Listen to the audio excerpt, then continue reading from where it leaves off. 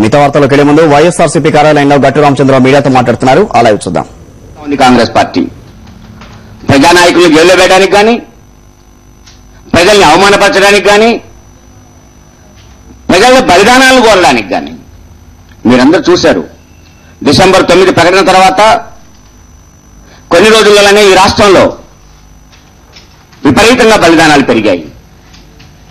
సమస్యను పరిష్కరించకుండా మరింత సాగరిస్తూ కూడా వారి ఆత్మవిశ్వాసాన్ని మరింత దెబ్బతీస్తోంది. రాష్ట్ర ప్రజల ఆత్మవిశ్వాసాన్ని. ఈ బలిదానాలకు కారణం అది కేంద్ర ప్రభుత్వమే. ఈ బలిదానాలకు కారణం లీడ్ చేస్తున్న కాంగ్రెస్ పార్టీ. కాంగ్రెస్ పార్టీ యొక్క హత్యలు ఈ బలిదానాలు తప్ప మరొకటి కాదు. నేను అడుగుతున్నాను కాంగ్రెస్ పార్టీని. పార్లమెంట్లో చిదంబరం గారు మాట చెప్పాడు, కాంగ్రెస్ పార్టీలో తన వైఖరి చెప్పాల్సి ఉంటుంది అని. కాంగ్రెస్ పార్టీ తన వైఖరి చెప్పకుండా 3 అఖిలపక్ష సమావేశాలు ఎందుకు జరిపిందని అడుగుతా ఉన్నాను.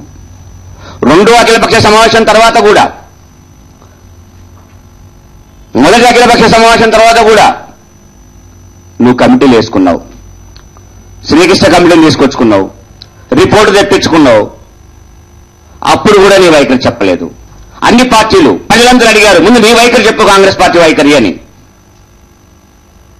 లేదు, 3వ అఖిలపక్ష సమావేశంలో కూడా ఒక్కరే మాట్లాడారు కాబట్టి కాంగ్రెస్ పార్టీ వైఖరి చెప్పినట్టే అని ఒక వాదన తీసుకొచ్చారు. కానీ ఈరోజు ఏం చెప్పాడు ఆజాద్? బయటకు వచ్చి ఇది మా పార్టీ వైఖరి, కాంగ్రెస్ పార్టీ వైఖరి, ప్రభుత్వం వేరు కాంగ్రెస్ పార్టీ వేరు. ఇదే కదా వైఎస్ఆర్ కాంగ్రెస్ పార్టీ మొదటి నుంచి చెప్తూ వచ్చింది. ప్రభుత్వం వేరు కాంగ్రెస్ పార్టీ వేరు, కాంగ్రెస్ పార్టీ ఖచ్చితంగా తమ వైఖరి చెప్పాలి, వైఖరి చెప్పిన తర్వాతనే మిగతా వాళ్ళ అభిప్రాయాలు అడగాలని చెప్పి వైఎస్ఆర్ కాంగ్రెస్ పార్టీ మొదటి నుంచి చెప్తా ఉంది కదా. బయటకు వచ్చి ఈరోజు కాంగ్రెస్ పార్టీ వైఖరి ఏంటి అంటే 3 ప్రాంతాల సీనియర్ నాయకుల్ని పిలిచి, పిసిసి ప్రెసిడెంట్ని కూడా పిలిచి, ముఖ్యమంత్రిని కూడా కూర్చోబెట్టుకొని మాట్లాడుకొని, ఛాయలు దాగి మాట్లాడుకొని తర్వాత విషయాలు చెప్తారట. ఇదెక్కడి విషయం అండి? ఎంత ఆటగా కనపడతా ఉంది ఆంధ్ర రాష్ట్రం అంటే, ఆంధ్రప్రదేశ్ అంటే ఎంత ఆటగా కనపడతా ఉంది. తెలుగు వాడంటే మీకు ఎంత హీనంగా కనపడతా ఉన్నాడు. ఇదే పని ముందెందుకు చేయలేదంటున్నా నేను. ఇది అఖిలపక్షానికి ముందెందుకు చేయలేదంటున్నా నేను. నీ పార్టీ 3 ప్రాంతాల వాళ్ళని పిలుచుకొని మాట్లాడుకొని ఒక వైఖరికి వచ్చి ఆ వైఖరితో మిగతా పార్టీల సమావేశం పెట్టకపోయారు. ఆ రోజు ఈ రోజు ఇన్ని రోజుల తర్వాత తిరిగి మళ్ళా ఒక సమస్య పరిష్కారం వచ్చే దశలో మళ్ళా 3 ప్రాంతాల వాళ్ళని పిలిచి కాంగ్రెస్ పార్టీ కూర్చొని కాంగ్రెస్ పార్టీ వైఖరి చెప్పి మళ్ళా ఆలి పార్టీలను వైఖరులు తీసుకొని అప్పుడు రంగం మీద తీసుకొచ్చేసి ఇదంతా సాగదీత కాక ఏమంటున్నా 60 సంవత్సరాల కాలం ఏ విధంగా జరిగిందో ఇప్పుడు అదే విధంగా జరుగుతూ ఉన్నది తప్ప మరొకటి కాదు. కాంగ్రెస్ పార్టీ సమస్యను పరిష్కరించడానికి సిద్ధంగా లేదు. కాంగ్రెస్ పార్టీ రాష్ట్ర ప్రజల మధ్యన విద్వేషాలు కోరుకుంటా ఉన్నది. కాంగ్రెస్ పార్టీ రాష్ట్ర ప్రజలు కొట్టుకుంటా ఉంటే ఆ విద్వేషాలలో అది చలిమంటలు కాగాలని చూస్తా ఉన్నది. ఇది మొదటి నుంచి కాంగ్రెస్ పార్టీ అధిష్టానం చేస్తున్న వైఖరే. కానీ ఒక ఉద్యమాన్ని ఉధృతమవుతున్నప్పుడు, సెంటిమెంట్లు పెరుగుతూ ఉన్నప్పుడు దాన్ని జాగ్రత్తగా పరిష్కరించాల్సింది పోయి తెలంగాణ ప్రాంతం వల్ల కాంగ్రెస్ పార్టీ మీరు ఆందోళన చేయండి, ఇది ఢిల్లీ కాంగ్రెస్ చెప్తుంది. సీమాంధ్ర ప్రాంతం కాంగ్రెస్ వల్ల మీరు ఆందోళన చేయండి, ఇది మళ్ళీ ఢిల్లీ కాంగ్రెస్ చెప్తా ఉంటది, ఇది అధిష్టానమే చెప్తా ఉంటది. వీళ్ళిద్దరు కలిసి పరిష్కరించాల్సింది ఎవరు? మళ్ళీ ఢిల్లీలో కాంగ్రెస్ పరిష్కరించాలి. అది ఎవరు? సోనియా గాంధీ గారు. ఆమె ఎవరు? మా అధ్యక్షురాలు. వీళ్ళు అదే అధ్యక్షురాలని గురించి చెప్తారు, వీళ్ళు అదే అధ్యక్షుల గురించి కూడా చెప్తారు. ఇద్దరు పరిష్కరించాల్సింది కాంగ్రెస్ పార్టీ అధిష్టానం అని చెప్తారు, కానీ ఇద్దరు ఆందోళన చేస్తారు. ఇది మరిచిపోయిన తోలుబొమ్మల ఆటని మరొక్కసారి రాష్ట్రంలో చూపెడతా ఉన్నారు.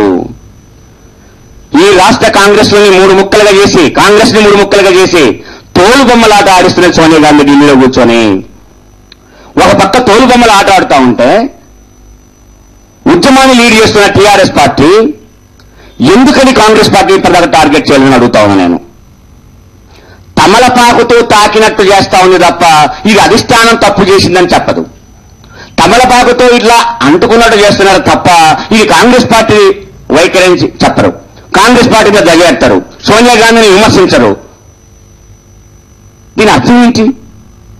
ఎప్పుడైతే తెలంగాణ కోసం టీఆర్ఎస్ ఎమ్మెల్యేలు రాజీనామా చేశారో, ఇతర పార్టీల ఎమ్మెల్యేలు రాజీనామా చేశారో, ఆ రాజీనామా చేసిన ఎమ్మెల్యేలకు వ్యతిరేకంగా కాంగ్రెస్ పార్టీ పోటీ పెట్టినప్పుడే ఈ తెలంగాణ కాంగ్రెస్ వాళ్లకు దూరం కావాల్సిన అవసరం ఉండే టీఆర్ఎస్. దాని నిజ స్వరూపం అప్పుడే నువ్వు కనిపెట్టాల్సిన అవసరం ఉండే. ఈ రోజు కూడా కాంగ్రెస్ పార్టీ సీనియర్ నాయకుడు జానారెడ్డి గారు అంటున్నాడు, ఆయనకు కాంగ్రెస్ పార్టీ వైఖరిలో, షింటూ ప్రకటనలో, ఆజాద్ ప్రకటనలో ఏమాత్రం తప్పు కనపడలేదట ఆయనకి. అంటే ఇప్పటిదాకా సాగదీసి ఇంతమంది చావు కారణమైన కాంగ్రెస్ వైఖరి చాలా ముద్దుగా ఉంది, మంచిగా ఉందని జానారెడ్డి అభిప్రాయం. ఆ జానారెడ్డి గారి ఇంటికి టీఆర్ఎస్ చంద్రశేఖరరావు గారు నిరంతరం పోయి వస్తూ ఉంటారు. ఎవరిని మోసం చేద్దామని ఇదంతా.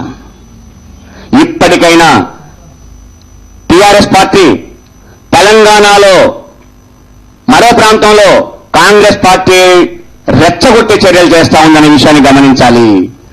ఆ రోజు కూడా ఇక్కడ తెలంగాణ వాదుల కాంగ్రెస్ని రెచ్చగొట్టి ఆందోళన చేయమని చెప్పింది కాంగ్రెస్ పార్టీ.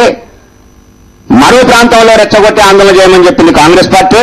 ఈ రోజు కొత్త వాదన తీసుకొచ్చి 3 ప్రాంతాన్ని కూడా తీసుకొచ్చి 3 ప్రాంతాల్లో కూడా రెచ్చగొట్టే ప్రయత్నాలు చేస్తా ఉన్నది. ఇద్దరి మధ్యన కాదు కొట్లాట, అది 3 మధ్యన ఉంటే బాగా కొట్టుకోవచ్చు, బాగా కొట్టుకుంటుంటే మన వినోదం చూడొచ్చు అని. ఈ వినోదం చూసే పద్ధతిలో ఇవాళ ఢిల్లీ కాంగ్రెస్ ప్రయత్నం చేస్తా ఉన్నది. నేను అడుగుతా ఉన్నాను, అయ్యా నిజంగా నువ్వు ఇవ్వదలుచుకుంటే, నిజంగా ఈ సమస్యను పరిష్కరించాలనుకుంటే నీ ఒప్పందం కింద సమస్యని పరిష్కరించలేవా? ఎఫ్డీఐలో ఎంతమంది వ్యతిరేకించినా నువ్వు అమలు చేశావే? ఈ అభిప్రాయాలు భిన్నంగా ఉంటే నువ్వు ఆపగలిగావా వాటిని? ఎందుకని నువ్వు ఇక్కడ ఈ సమస్యను పరిష్కరించట్లేదు? సమస్య పరిష్కారం కావడం కాంగ్రెస్ పార్టీకి ఇష్టం లేదు. సమస్య సజీవంగా ఉండాలని కాంగ్రెస్ పార్టీ కోరుకుంటా ఉన్నది. ఇప్పటికైనా తెలంగాణ కాంగ్రెస్ వాళ్ళు కానీ, మరోపక్క కాంగ్రెస్ వాదులు కానీ, ఇప్పుడు కొత్తగా 3 ప్రాంతం అని చెప్తున్న కాంగ్రెస్ వాదులు కానీ, నిజంగా మీరు కాంగ్రెస్ పార్టీ మీద మీరు నమ్మకం ఉంటే మీరు ముగ్గురు పోయి ఇమీడియట్ గా ఈ సమస్యను పరిష్కరించమని సోనియా గాంధీ గారు కూర్చొని.